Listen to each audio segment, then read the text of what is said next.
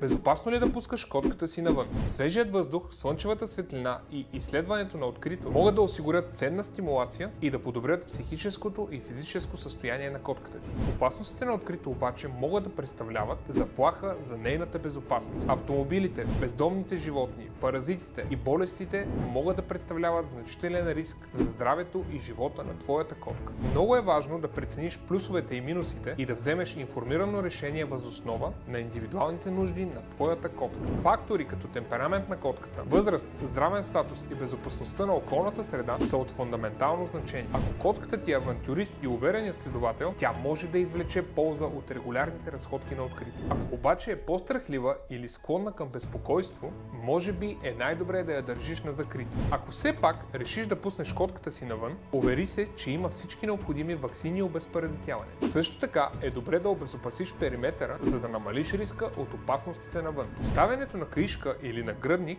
не винаги е добра идея. Котките обичат да се катерят и завират по всевъзможни места. Носенето на такива аксесуари увеличава риска от закачане или заклещване. Също така е важно да държиш котката си под око и да следиш поведението й за всякакви признаци на стрес или заболяване. Редовните ветеринарни прегледи са от решаващо значение, за да си сигурен, че котката ти ще остане здрава и защитена. Не забравяй, че безопасността на котката ти винаги е основен приоритет. Научи още полезна информация за грижата за твоята котка в новата ми книга "Наръчник за грижовни стопани на котки". Линка ще откриеш в профила ми.